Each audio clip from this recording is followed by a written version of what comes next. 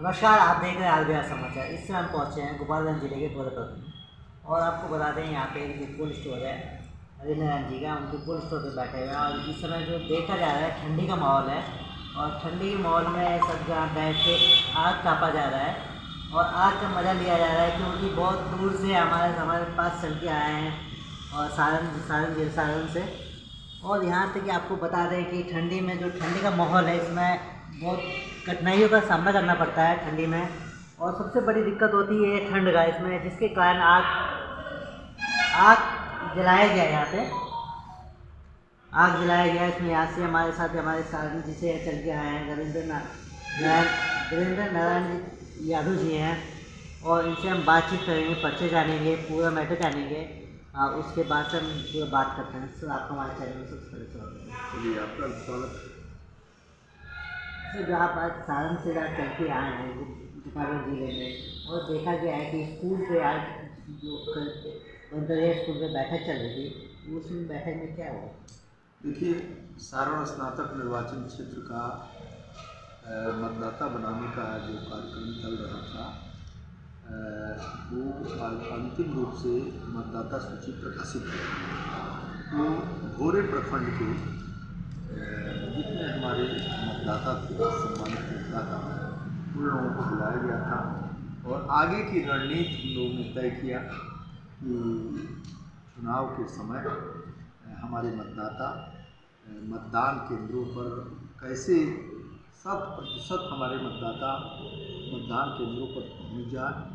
इसके लिए एक कार्यकर्ता और जो महागठबंधन की जितनी पार्टियां हैं, उसके नेतागण बैठे थे और इसी बिंदु को पर विचार विमर्श हुआ। उसकी रणनीति बनी कि कैसे हम लोग जो आने वाला चुनाव है उसमें सफल। जैसे देखा जाए कि चुनाव में जो बूथ पे आदमी पहुँचता है वोटिंग करते समय, तो वहाँ पे देखा जाता है कि बहुत सी जो पार्टी है उसमें धांधली की जाती है। उसको क्या कहते हैं? देखिए, सारण स्नातक निर्वाचन क्षेत्र में जो धांधली की बात है, उस पर हम लोगों ने जब अपने मतदाताओं को और राजनीतिक पार्टियों को इतना सावधान और सतर्क कर दिया है कि 17 के 9 मार्च को चुनाव हुआ था और कहीं से भी पहली बार पूरे सारण स्नातक निर्वाचन क्षेत्र में किसी प्रकार की कोई गड़बड़ी देखने में नहीं है। उसके पूर्व सारण स्नातक निर्वाचन क्षेत्र में हिंसक झड़पों से लेकर और हत्या तक होती रही है। यही परंपरा थी इस चुनाव में।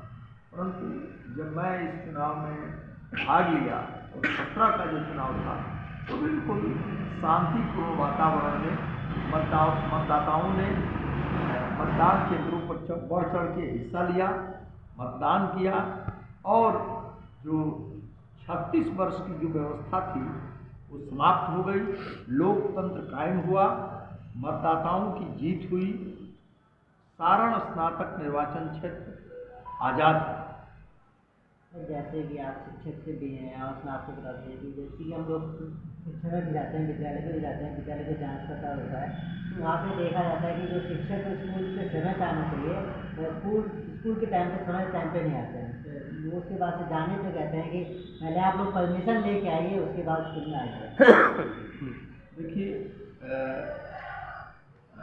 समय पर शिक्षकों को विद्यालय जाना ही चाहिए। अब पत्रकार और शिक्षक का ये जो विवाद है, ये कई जगह देखने में मिल रहा है।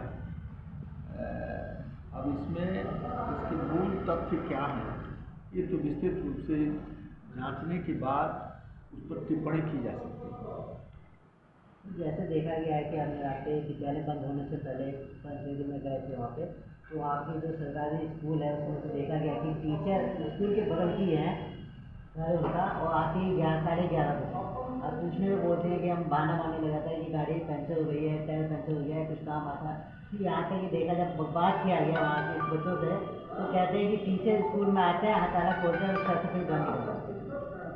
देखिए, इसके लिए बिहार सरकार के शिक्षा विभाग ने वहीं से प्रत्येक सप्ताह में एक दिन निश्चित किया गया है, मंगलवार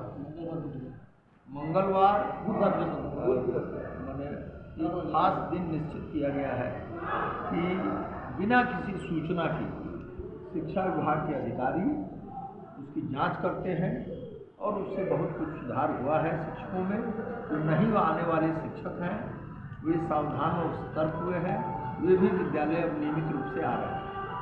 तो अभी सरकार का मामला है पंचदेरी का, तो यहाँ पे शिक्षक के द्वारा धमकी दी गई है अगर हमारे स्कूल में आओगे तो तुम्हारे पर मानहानि का केस करेंगे। लोकतंत्र में ऐसा नहीं करना चाहिए। पत्रकार को कहीं भी जाने का और चीज़ों को देखना, विश्लेषण करना, व्याख्या करना और समाज के सामने उन बातों को लाने का पत्रकार को अधिकार है, उसका कर्तव्य भी है। अगर वो ऐसा करते हैं तो शिक्षकों को उसका विरोध नहीं करना चाहिए। जो शिक्षक ऐसा करते हैं, मारने पीटने की बात कहते हैं, वो उचित नहीं। तो जब इस बात पे बीओ से कंप्लेंट भी किया गया था, तो बीओ के द्वारा कहा गया था कि आप वहाँ पर वीडियो भेजिए हमारे पास, सर्वे करते हैं। तो जब देखा गया तो वीडियो वहाँ से बीओ गई वहाँ पे और वहाँ से पैसा लेके फिर रिटर्न आ गया। अगर कोई पदाधिकारी जांच में जाता है और किसी तरह का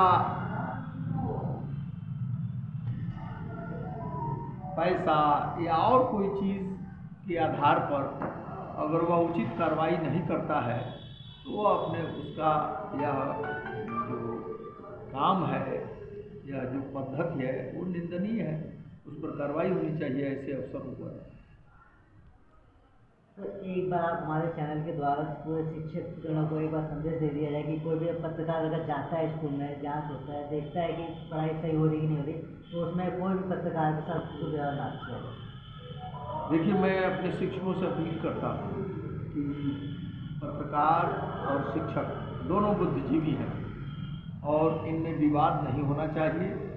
शिक्षक को पढ़ाना चाहिए, पत्रकार को भी चीज़ों को देखने, समझने, विश्लेषण करने और उसको प्रसारित करने और पब्लिक डोमेन में लाने का अधिकार है और उसका विरोध नहीं होना चाहिए। जैसे कि देखा गया है कि हमारे साथ बैठे हैं आप, तो बातचीत हुआ, हमारे कई मेट्रो बातचीत हुआ है और यहाँ तक कि बताया गया है कि अगर कोई भी शिक्षक विद्यालय में अगर कोई पत्रकार जाता है तो उसके साथ भी शिक्षकों को नहीं करना चाहिए, जबकि उनको सम्मान भी करना चाहिए, उनके साथ मिलजुल के रहना भी चाहिए और जो समस्या है अपनी समस्या को आगे बताना चाहिए कि हमारे विद्यालय में ये समस्या है, तो समस्या का फिर आगे जो अधिकारी है उनके पास समस्या का समाधान करने के लिए बातचीत की जाएगी। और आप देखें आज बिहार समाचार राष्ट्र